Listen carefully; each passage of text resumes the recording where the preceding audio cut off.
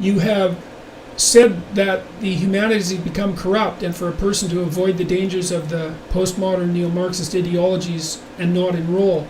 Would you agree the same now applies to the Institute of Marriage with the laws as they are? No, I wouldn't say that.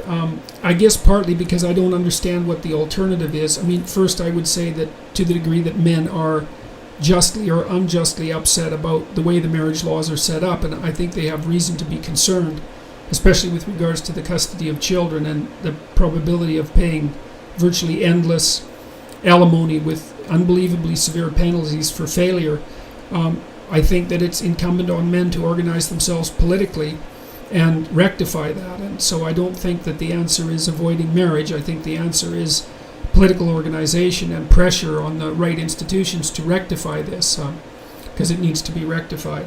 And I don't like the idea of telling young men to avoid permanent relationships with women, because as far as I'm concerned, and this is my traditionalism, I suppose, manifesting itself, there aren't that many pathways through life. You need a career, you need interesting things to do with your time outside of your career, interesting and meaningful things. You need a family, you need an intimate relationship to twine yourself together with someone else so that you're protected during times of crisis and able to celebrate during times of joy, and so that you set up a stable structure so that you can have children and have them feel secure and able to play.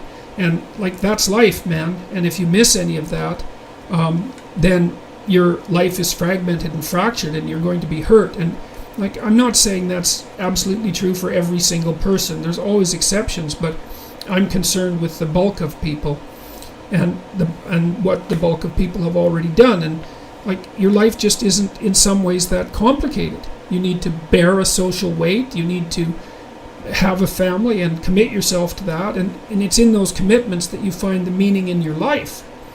And so if you don't have them, then, well, you float and you drift. And when people float and drift, they usually don't float somewhere good, and they usually drift somewhere bad. So I think that there are problems with the way the marriage laws are set up. I think they're quite serious. I do think that they persecute men often, but I don't think the answer to that is to tell young men to avoid permanent relationships with young women at all costs, because that is a very anti-life doctrine, and it's a cure that's worse than the disease. That's what I would say.